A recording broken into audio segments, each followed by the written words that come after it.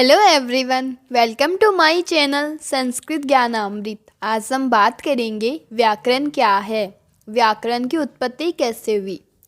व्याकरण शब्द का शाब्दिक अर्थ होता है जिसके द्वारा शब्दों का निर्माण होता है, अर्थात जिसके द्वारा शब्द बनाए जाते हैं, शब्दों को स्पष्ट किया जाता है, उसे व्याकरण कहते हैं। पाणिनि शिक्षा के एक श्लोक में कहा भी गया है, व्याकरणम मुखम स्मृतम, अर्थात व्याकरण को वेद का मुख भी कहा जाता है क्योंकि व्याकरण वेदों के मुख से निकली है।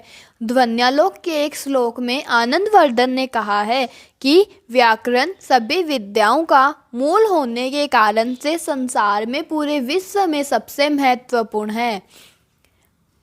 पतंजलि ने भी महाभाष्यम के एक श्लोक में कहा है, ब्राह्मण के द्वारा निष्काम धर्म के रूप में वेदांगों का अध्ययन करना चाहिए, उनको जानना चाहिए और वेदों का अध्ययन करना चाहिए, वेदों का ध्यान करना चाहिए।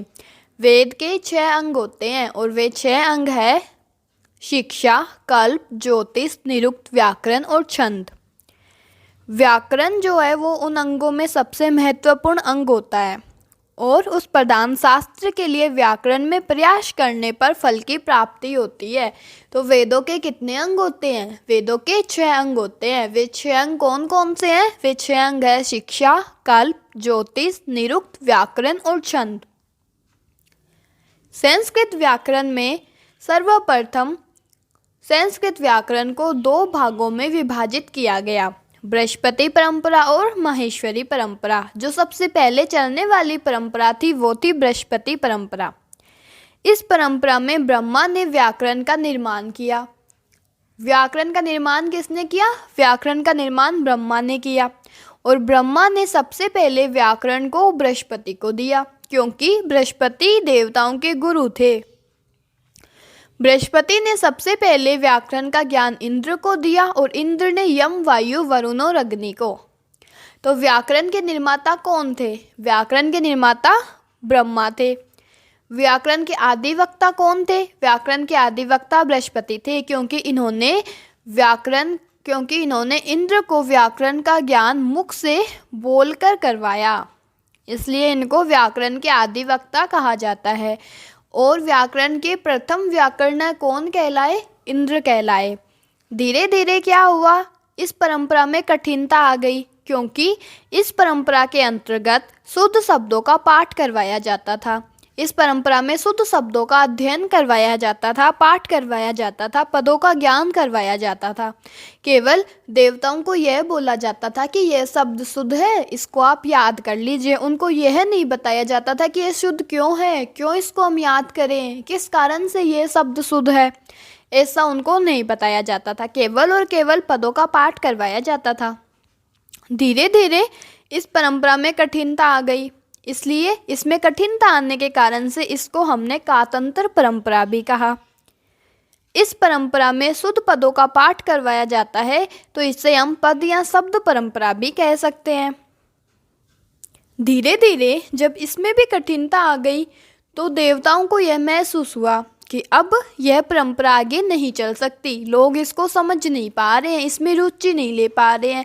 तो बाद में वही समस्या वापस ब्रह्मा जी के पास में आ गई। किसके पास में आ गई? ब्रह्मा जी के पास में। और ब्रह्मा जी के पास में जब व्याकरण वापस आ चुकी है कि देवताओं ने इसको पढ़ने से मना कर दिया, इसको पढ़ने से इनकार कर दिया है क्योंकि इसमें कठिनता आ गई है, ना ही तो देवता इसको समझ पा रहे हैं ना ही इसको पढ़ पा रहे हैं।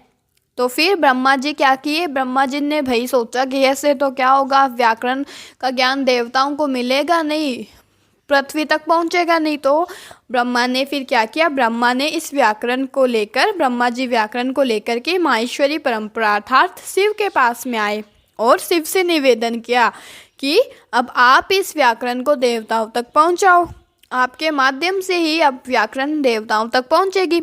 शिव ने क्या किया? उस व्याकरण के ज्ञान को डायरेक्ट नहीं पहुंचाया। ब्रह्मा जी ने तो क्या किया था? डायरेक्ट व्याकरण के ज्ञान को पहुंचा दिया था। मतलब सबसे पहले ब्रह्मा ने व्याकरण का निर्माण किया और फिर उन्होंने देवताओं के गुरु बृहस्पति को व्याकरण का ज्ञान दे दिया।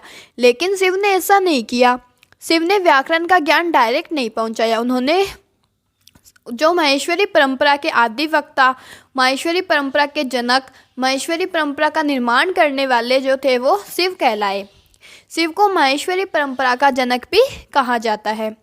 और शिवजी से तप, परिश्रम इत्यादि करके पाणिनि नामक ऋषि ने शिवजी से सर्वप्रथम व्याकरण का ज्ञान प्राप्त किया और पाणिनि की तपस्या से प्रसन्न होकर के प्रसन्नता पूर्वक व्याकरण का जो ज्ञान था वो शिव ने पाणिनि को दे दिया।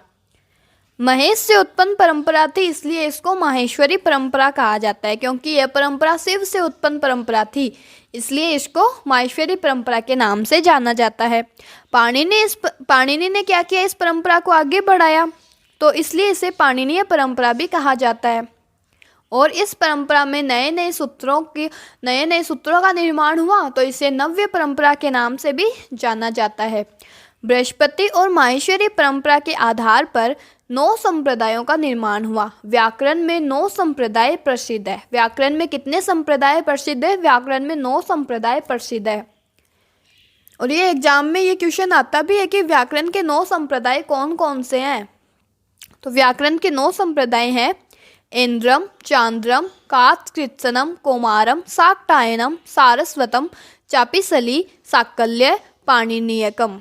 ये व्याकरण के 9 संप्रदाय हैं जो अत्यंत प्रसिद्ध, अत्यंत महत्वपूर्ण है।